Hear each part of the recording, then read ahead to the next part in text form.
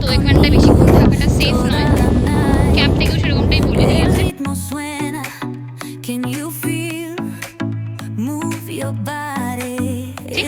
আর এখানটা চারিদিকটা এত সুন্দর।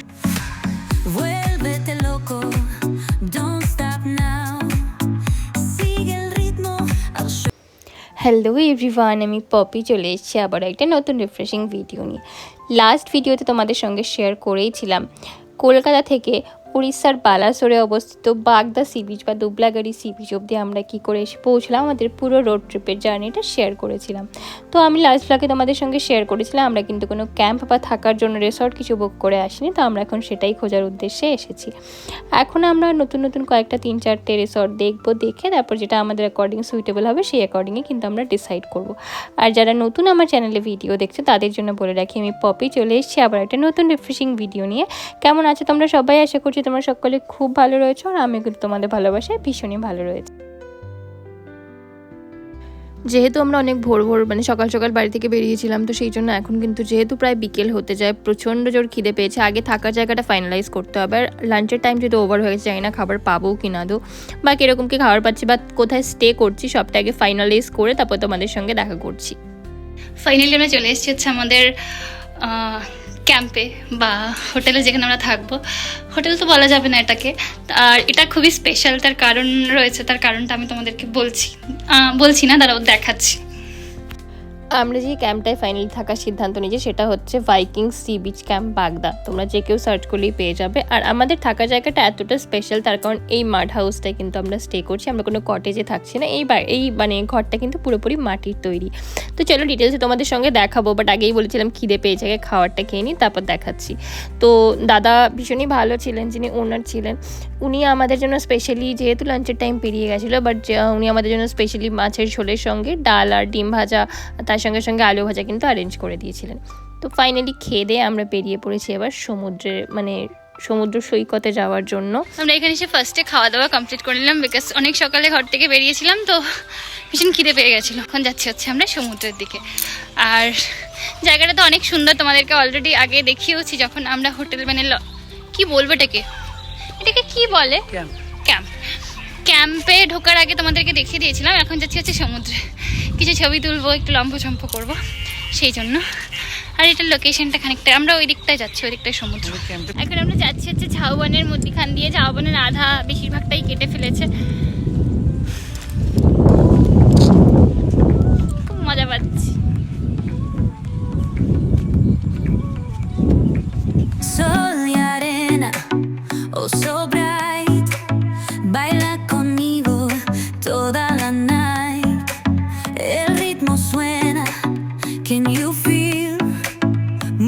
Your body, it's so real.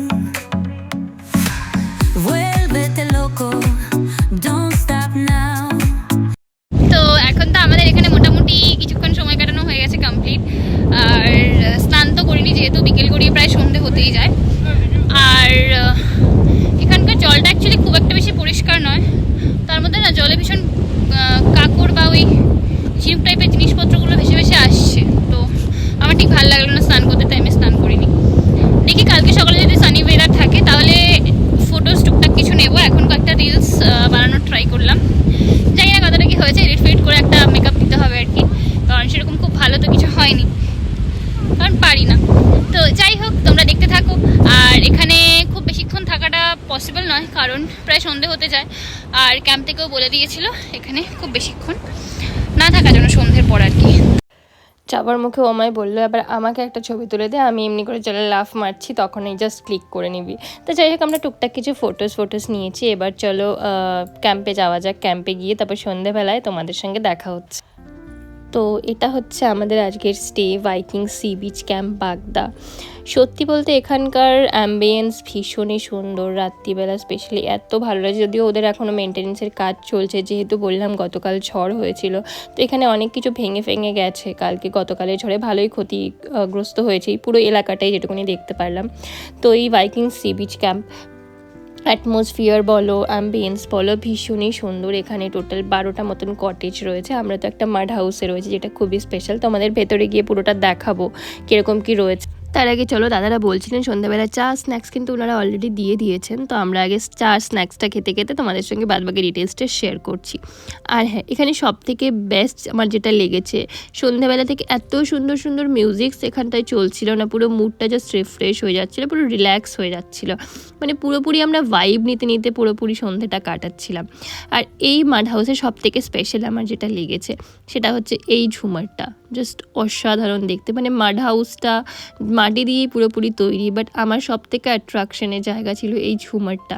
এটা ছাড়াও এখানে সুন্দর একটা জানালা ছিল, এখানটা একটা ঘড়ি ছিল, একটা ওয়াল ক্লক আর কি, একটা টেবিল ছিল আর একটা বেড ছিল, আর দুটো মতন চেয়ার ছিল যেখানটায় বসে তোমরা খেতে পারো, আদার্স জিনিসপত্রগুলো তোমরা মানে ইউটিলাইজ করতে পারো। এটা ছাড়া এখানটায় কিন্তু পুরোপুরি এসি ছিল, যেটা মানে জাস্ট অসাম ছিল, অসাম। মানে আমি প্রথমবার মাড হাউসে থাকার এক্সপিরিয়েন্স করলাম। তো যাই হোক, আমার তো খুবই ভালো এক্সপিরিয়েন্স হলো। তোমরা যদি এর আগে কখনো মাড হাউসে থেকে থাকো বা এর আগে এক্সপিরিয়েন্স করে থাকো এরকম জিনিস, আমাদের সঙ্গে কিন্তু অবশ্যই শেয়ার করতে ভুল। সমুদ্রে এসে যে কাঁকড়া খাবো না সেটা তো হতেই পারে না। আর আমার বর চিকেন পাকোড়া খেতে ভালোবাসে, তো যেখানেই যাক না কেন চিকেন পাকোড়া ও নেবেই। তো আমরা কিন্তু এখানে অর্ডার করে দিয়েছিলাম চিকেন পাকোড়া আর ক্র্যাবটা জাস্ট অসাধারণ বানিয়েছিল। সেটা বাইরের ভাইবটা তোমাদের সঙ্গে শেয়ার করে নিচ্ছি। তো এই হচ্ছে বাইরের অ্যাম্বিয়েন্সটা। আমরা এই মাড হাউসটায় রয়েছি, আর বাদবাকি এখানটায় রয়েছে টোটাল 12টা কটেজ। আর বাইরেরটা এত সুন্দর না, এখানটায় যদি আমরা তো এখন দুজন এসেছি, আমরা যদি গ্রুপ নিয়ে আসি বন্ধু বান্ধবদের সঙ্গে বা পুরো ফ্যামিলির সাথে, বাইরেটায় বসে সুপার ডুপার একটা সন্ধ্যে আমরা কাটাতে পারি। এত সুন্দর অ্যাম্বিয়েন্স এখানকার, এত সুন্দর মিউজিক চলছে বাইরে।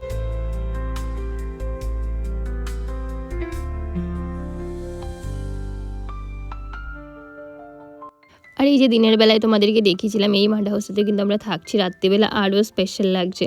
তো যাই হোক, অনেক দিন পর এরকম একটা সন্ধে দুজন মিলে কাটালাম। যেহেতু দুজনেই নিজেদের কাজে বিজি থাকি না, তো এরকমভাবে কিন্তু কোয়ালিটি টাইম স্পেন্ড করা খুব মানে ডিফিকাল্ট হয়ে যায় আর কি, এতটা সুন্দরভাবে সময় কাটানো।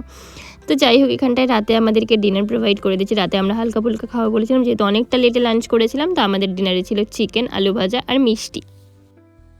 তো আজকে হচ্ছে এখানে আমাদের সেকেন্ড ডে।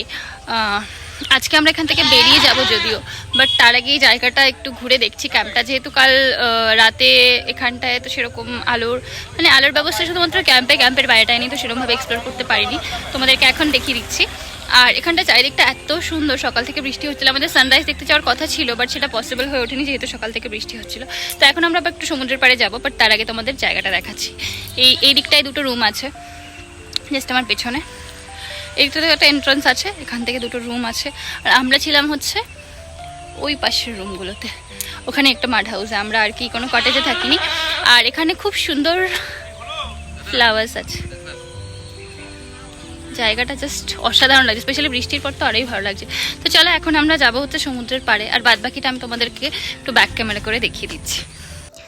এই সি বিচ ক্যাম্পে এসে আমরা যেটা এক্সপিরিয়েন্স করলাম না, মানুষের বিহেভিয়ার যেটা সব থেকে বেশি ম্যাটার করে। তো এখানকার প্রত্যেকটা স্টাফের বিহেভিয়ার, যিনি ওনার রয়েছেন উনি নিজে স্পেশালি আমাদের সঙ্গে এত ভালো বিহেভ করেছেন না, মানে পুরো আন্তরিকতা একটা, যেরকম অনেক দিন থেকে একজনের সাথে আলাপ পরিচয় থাকলে যেরকম হয় ঠিক সেরকমটা ফিল করছিলাম। সেই জন্য কিন্তু আরও মানে আমাদের এই বিচ ক্যাম্পে এসে আরও আন্তরিক লাগলো, আরও সুন্দরভাবে আমরা কালকের দিনটা বা আজকের যতটা টাইম সকাল থেকে স্পেন্ড করলাম পুরোটা কিন্তু কাটিয়ে দিতে পারলাম।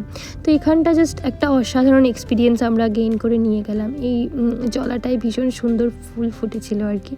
তো যাই হোক, চলো এখন একটুখানি বেরোবো, ব্রেকফাস্ট করে তারপরে আমরা একটু সমুদ্রের পাড়ে যাব। কাল থেকে ওর ফ্যান্টাসি যে সমুদ্রের পাড়ে বাইক চালাবে, তো সেটাই। চলো আগে ব্রেকফাস্টটা এনজয় করে নিই। ব্রেকফাস্টে আমাদের কিন্তু লুচি আর তরকারি আর তার সঙ্গে মিষ্টি দিয়ে দিয়েছিল। তো আমাদের মতন যদি এই সুন্দর ভাইকিং সি বিচ ক্যাম্পে তোমরাও আসতে চাও, কি করে আসবে কি সমস্তটা তোমাদের সঙ্গে শেয়ার করে দিচ্ছি, ওয়েট। তো আমরা এই দাদাদের হোটেলে বা ক্যাম্পে ছিলাম।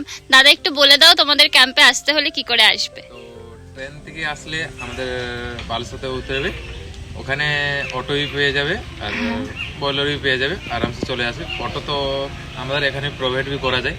তোমাদের এখান থেকে পিকআপের ব্যবস্থা আছে তো? ওটাই ব্যবস্থা আছে, আপনি যদি কল করে বলে আমরা এখান থেকে গাড়ি যেতে যাবে। ঠিক আছে, ফোন নাম্বারটা আমরা স্ক্রিনে দিয়ে রাখলাম, তোমাদের সঙ্গে অবশ্যই যোগাযোগ করে সবাই আসবে। থ্যাংক ইউ সো মাচ, খুব ভালো লাগলো তোমাদের সার্ভিস। তোমরাও যদি বন্ধু বান্ধব বা ফ্যামিলির সঙ্গে দুদিনের একটা ছোট্ট ছুটিতে শর্ট ট্রিপ একটা করে নিতে চাও তাহলে কিন্তু অবশ্যই এই লোকেশনটা জাস্ট তোমাদের জন্য নাম্বার 1 চয়েস হবে। কোয়ালিটি টাইম স্পেন্ড করার জন্য ফ্যামিলি বা বন্ধু বান্ধবদের সঙ্গে মজা করার জন্য কিন্তু এটা জাস্ট ফাটাফাটি হবে। তো যাই হোক, আমি তো স্ক্রিনে তোমাদের সঙ্গে নাম্বারটা শেয়ার করেই দিয়েছিলাম অলরেডি। আর এখানে কিন্তু বাগদা সি বিচ বা এই লোকেশনটায় কিন্তু পিক সিজন থাকে নভেম্বর থেকে ফেব্রুয়ারি 10th 15th অবধি পিক সিজন থাকে, যেটা এখানকার লোকালসরা বলছিলেন। তো যাই হোক, সেই টাইমটায় কিন্তু এখানটায় একটু লোকজনের ভিড়টা বেশি থাকে। তো সেই টাইমে যদি তোমরা আসতে চাও তাহলে কিন্তু অবশ্যই তোমরা আগে থেকে রুম বা ক্যাম্পগুলো একটু প্রি বুকিং করে আসতে পারো, নইলে একটু অসুবিধাজনক হতে পারে। তো যাই হোক, বাদবাকি এখানকার আমরা যে বিচ ক্যাম্পটায় ছিলাম সেখানকার সার্ভিস সমস্ত কিছু খুবই ভালো ছিল। আমাদের ইচ্ছা যে নেক্সট টাইম যদি আসি এবার থেকে প্রি বুকিং, যেহেতু ওনার নাম্বার আমরা নিয়েই নিয়েছি আর রিলেশনটাও এত ভালো হয়ে গেছে না, তো আমরা অলরেডি আগে থেকে বুকিং করেই হাতে সময় নিয়ে চলে আসবো, কি আর রুম বুকিংয়ের মতন কোনো টেনশন আমাদের আর ক্যারি করতে না হয়। তো এখন আমরা সোজা যাচ্ছি হচ্ছে একটু মোহনার দিকে। আর এখানটায় দেখা যাচ্ছে কয়েকজন মিলে মাছ ধরছিলেন। আর এই মাছটার কী নাম তোমরা কিন্তু যদি জেনে থাকো অবশ্যই কমেন্টে জানাবে। এই মাছটা কিন্তু জালে পড়েছিল। আমি প্রথমবার এরকমভাবে সামনে থেকে ছোট মাছ ধরা তো অনেকবার দেখেছি, বাট এরকমভাবে কোনো বড় মাছ এইভাবে জালে করে ধরতে বা সমুদ্রের পাশে এইভাবে ফিশিং আমি দেখিনি, আমি প্রথমবার দেখলাম। তো আমি একটু ওভার এক্সাইটেড হয়ে পড়েছিলাম, মানে দেখতে এত সুন্দর লাগছিল না, খুব মজা লাগছিল। তো যাই হোক, তোমরা কিন্তু জানলে অবশ্যই কমেন্টে জানিও এই মাছটাকে কী নামে বলা হয় বা কী নাম রয়েছে মাছ। এখানে ঘুরতে এলে তোমরা সাইট সিইং করতে পারো, এখানকে খুব কাছেই আর কি, এখান থেকে খুব কাছেই রয়েছে হচ্ছে মোহনা। আর বাদবাকি দুটো একটা মন্দিরও রয়েছে লোকাল।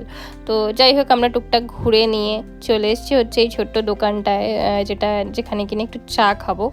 আর এখানটায় কিন্তু কালকেও আমরা দেখেছিলাম হনুমান, আজকেও হনুমান দেখতে পেলাম। তো এখন দাঁড়া, ওকে একটা বিস্কিট দেওয়া হোক। আমার তো ভয় লাগে ভীষণ হনুমান দেখলে, আমি জানি না কেন আমি ভয় পাই।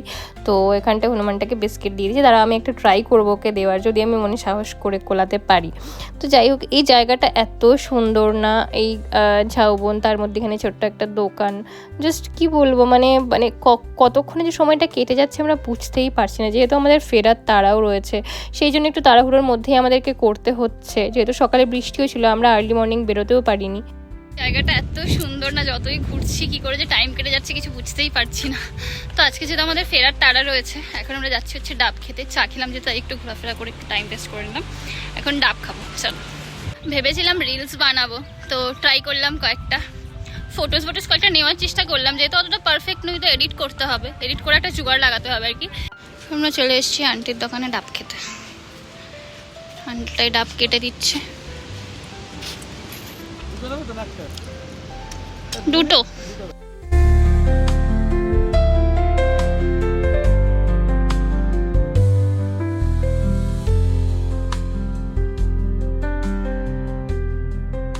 নিজেদের ব্যস্ততম জীবন থেকে এরকম যদি 2-3 দিন মতন বার করে এরকমভাবে সুন্দর একটা ছোটোখাটো ট্রিপ করে নেওয়া যায় না, জাস্ট অসাম লাগে। আমাদের এই ট্রিপটা তো স্পেশালি ভীষণই ভালো কাটলো। তো যাই হোক, এই ভিডিওটা তোমাদের কেমন লাগলো অবশ্যই কিন্তু কমেন্ট করে জানিয়ে, যদি ভালো লেগে থাকে প্লিজ লাইক করিও। Thank you so much for watching. আর যদি ভিডিওটা তোমাদের জন্য একটু হেল্পফুল হয়ে থাকে, নিজেদের ফ্রেন্ডস অ্যান্ড ফ্যামিলির সঙ্গে অবশ্যই শেয়ার করতে ভুলো না। যারা নতুন দেখছো প্লিজ সাবস্ক্রাইব করে দিও। Thank you so much for watching. দেখা হবে আবার কোনো একটা নতুন রিফ্রেশিং ভিডিও নিয়ে। টিল দেন সুস্থ থেকো, ভালো থেকো, সবাইকে ভালো রেখো। বাই।